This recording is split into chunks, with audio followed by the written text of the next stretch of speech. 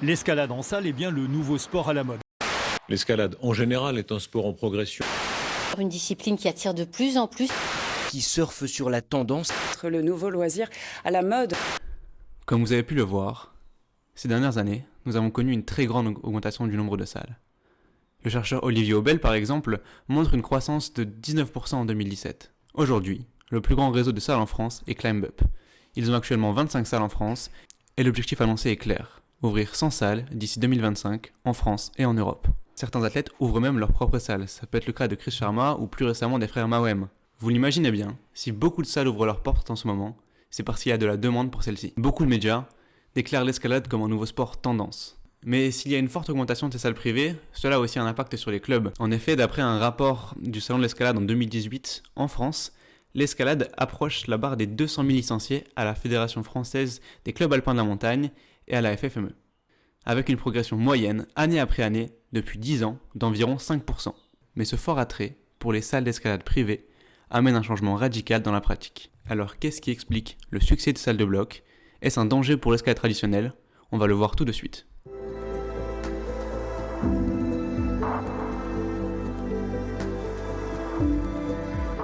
Une majorité de salles d'escalade, un petit peu comme Blockout, prônent l'escalade accessible pour tous.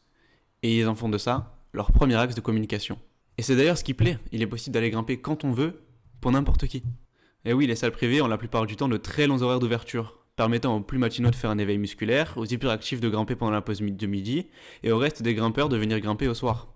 Ce qui rend ces salles beaucoup plus faciles d'accès, de par leur flexibilité par rapport aux clubs d'escalade. Mais pas besoin d'avoir de matériel non plus. Il suffit d'avoir ses propres chaussons, ou même de les louer à l'entrée de la salle, et vous êtes parti pour des heures et des heures de pratique. Il est possible d'aller grimper seul, sans matériel, sans partenaire, et même sans connaissance.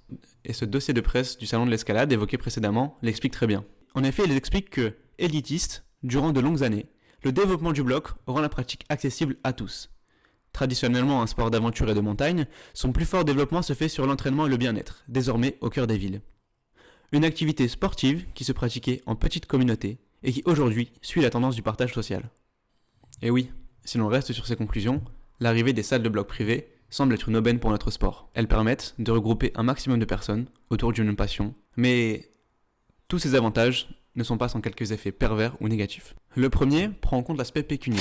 Il est très facile de comprendre qu'une salle d'escalade nécessitera de très gros frais initiaux ainsi que de très gros frais d'entretien, ce qui peut donc justifier le prix d'entrée assez élevé de certaines salles. Or, ces 2 dernières décennies, nous avons pu constater une évolution du tarif d'entrée dans les salles d'escalade.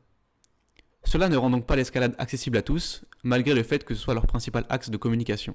Un média comme Les Échos par exemple, présente l'escalade comme le nouveau sport fitness à la mode chez les cadres. Et c'est ce que vous et moi avez peut-être pu constater dans les salles de bloc, si vous grimpez depuis un petit moment. Mais au-delà d'un aspect empirique, The American Alpine Club a réalisé de nombreuses recherches en partenariat avec d'autres acteurs sur cette pratique. Ils ont donc constaté que les grimpeurs urbains souhaitent avoir accès à des services à haute valeur ajoutée. On a pu voir donc naître dans les nouvelles salles des saunas, des hammams, des salles de musculation, des bars, des salles de yoga. Ce sont avant tout des services qui ne correspondent pas à l'escalade, mais sont bien les demandes de ces nouveaux utilisateurs de salles de sport. La même étude aux États-Unis explique que 60% des pratiquants ont un bon, voire très bon niveau de vie. Donc 30% ayant un salaire situé entre 4 000 et 8 000 dollars par mois, et 30% entre 8 000 et 12 500 dollars par mois ou plus. Mais si cela a été constaté aux États-Unis, on le voit aussi en France. Mais donc, lorsque l'élitisme évoqué précédemment, qui correspondait à de petites communautés, se transforme en un différent élitisme. Celui d'un élitisme moderne, qui rend l'accès à ces salles de sport à des personnes avec des revenus bien plus élevés qu'auparavant. Et donc cette grande accessibilité au sport peut aussi poser quelques problèmes. On retrouve dans les salles d'escalade des grimpeurs complètement expérimentés qui sont lâchés à eux-mêmes et qui n'ont pas de réel suivi selon les salles de sport. Il y va donc de la responsabilité des gestionnaires de salles, des institutionnels d'accompagner ce nouveau public, en faisant toute la pédagogie nécessaire pour qu'il puisse évoluer en toute sécurité. Et donc si ce travail est bien réalisé, il n'y aura donc aucun problème à ce que beaucoup de débutants commencent l'escalade dans ces salles. D'ailleurs, la cohabitation dans les salles entre grimpeurs expérimentés et complètement débutants ne semble pas poser de problème. En salle, d'ailleurs, sans expérience, le risque de blessure est mineur. Une blessure physique, personnelle, mais le principal problème se trouve quand le grimpeur se tourne vers l'extérieur. On voit l'escalade, ça a un essor énorme. Il y a une explosion en ce moment du nombre de pratiquants, du nombre de salles d'escalade, de tout ce que tu veux. Et je pense que c'est un peu inéluctable que les gens y sortent. En effet, l'escalade étant à l'origine un sport outdoor, La suite logique de cette pratique est donc d'aller vers l'extérieur. Dans ce cas, la politique appliquée aux salles de sport du facile d'accès peut poser problème. Des grimpeurs de salle, débutants, n'ayant aucune expérience de l'extérieur, peuvent alors se rendre dehors. Mais ils n'ont pas nécessairement les codes nécessaires. Ils peuvent donc bafouer des codes éthiques, les choses que l'on peut apprendre avec des grimpeurs plus expérimentés qui ont déjà grimpé dehors ou en club lors de différentes sorties. Ces codes éthiques correspondent principalement au respect des lieux de grimpe, nettoyer ses tickets, ramasser ses déchets, etc. Si les codes éthiques ne sont pas respectés et peut embêter les grimpeurs locaux qui eux sont plus expérimentés, le principal problème concernera donc la sécurité. Les grimpeurs habitués à l'intérieur vont donc aller dehors selon les règles essentielles pour évoluer en toute sécurité dans cet environnement. Si l'on parle du bloc, alors la parade, le placement du crash pad, l'interaction avec son environnement va poser des problèmes pour ces personnes. Mais si cela concerne le monde du bloc, on ne peut pas imaginer alors ce qui pourrait arriver si des grimpeurs non expérimentés vont grimper à l'extérieur en corde. Ils n'auront donc pas les codes de l'assurage et non plus les codes de comment se comporter pour être dans la plus grande sécurité en falaise. Il serait donc nécessaire d'assurer ce suivi par des stages qui n'ont pas un but commercial mais bien un but d'éducation pour toutes les personnes qui ont envie de se tourner vers l'extérieur. Et bien sûr, si je veux pointer ce risque, c'est quelque chose qui est déjà réalisé dans beaucoup de salles. Et deuxième chose un petit peu paradoxale, qui a du coup un rapport avec l'extérieur, si je viens d'expliquer qu'il puisse y avoir un risque que les personnes se tournent vers l'extérieur, il y a aussi un risque de l'oubli de l'escalade traditionnelle.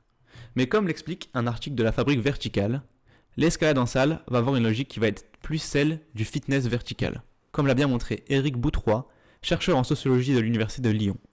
Et leurs motivations peuvent donc sembler très décalées par rapport à celles des anciens falaisistes, car il va donc surtout s'agir de se muscler sans les contraintes de la musculation. Bref, on va à l'essentiel, le jeu de la facilité. Petit aparté, même si on peut avoir l'air que je critique ce style d'escalade, pas du tout. J'essaie juste d'apporter des axes de réflexion. Je suis moi-même pratiquant en salle d'escalade, en salle de bloc, et j'aime beaucoup le comb style, comme on peut dire. Même si je laisse pas de côté l'escalade traditionnelle que j'apprécie beaucoup. Je t'explique, j'ai une dent de requin qui vient de Madagascar autour de moi, puis bon, j'ai même pas à me justifier. Mais donc, ce jeu de la facilité crée une rupture avec la notion de technicité.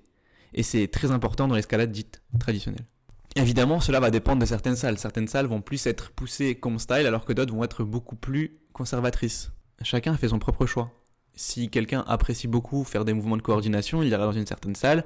Si d'autres veulent plus s'entraîner pour la falaise et retrouver des mouvements beaucoup plus anciens, beaucoup plus présents à l'extérieur, dans ce cas, ils vont aller dans une salle qui leur correspond.